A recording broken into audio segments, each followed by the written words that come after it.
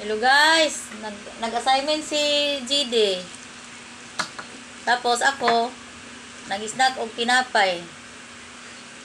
Bilisan mo assignment. Rangging. Tapos ka na kumain ng grapes? Yes. Oh? Yes. Okay na? Yes. Aw. Yung assignment mo, tapusin mo muna.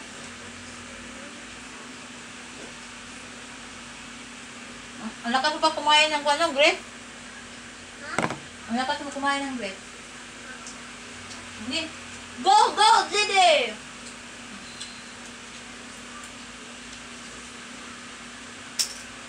Hindi, sulat na. Ito. Unang pa ito. Na, 1. Go.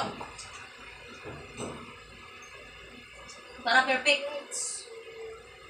Ayun ka? Paes Judy bread. Hindi, sige na. Hindi ko ang cellphone. Ayaw mo na? I want cheese. Sige na. Oh. Papatayin mo ng cellphone. You know? You say na you focus assignment if you show city mo. Sige na. Go, go, Jide! Go, go, Jide! Sulat ka. Sulat mo yan. Assignment mo yan. Bukas, ipasa yan. Ayaw ko ng ganito eh. Nakakit ulo ko na. Yun na. 11 din na sa 11. Ito, mo 10. Nabala ka, marunong ka bukas sa teacher mo. Dito, 11. Sige. Hindi na. Pagkatapos, wala naman yan. Sige. Birada. Oh, napay. Go, Jide!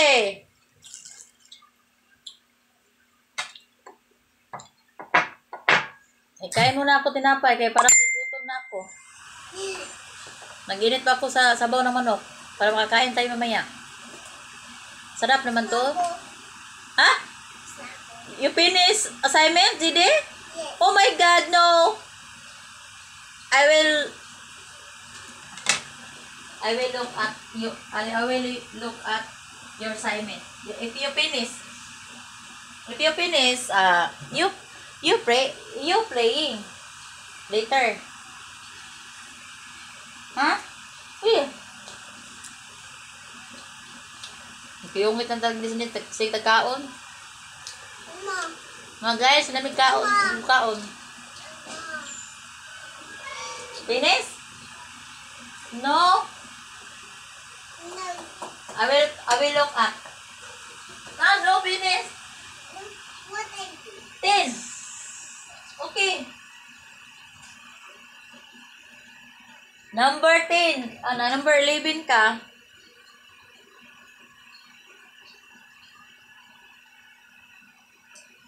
Mabait na bata yan. Matalino. Masunurin.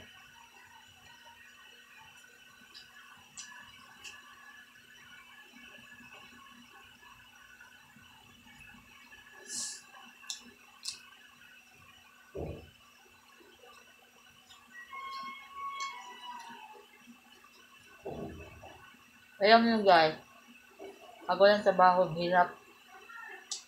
Kaya kung anong available trabaho, kailangan pasukan. Kaya lang din. Pag hindi kaya, wala tayong magawa. Kaya ano na lang, hirap ang Manila pag wala kang trabaho. Lalo na mag-rent ka ng bahay, tubig, kuryente, pagkaon, araw-araw ang laking gastos, lalo na sa ulam. Hirap talaga walang trabaho na stable. Kaya pray lang tayo ni Lord. Pray lang ako, Lord, na makatrabaho na stable. Sino magpabintusa with massage? Mayroon akong bintusa.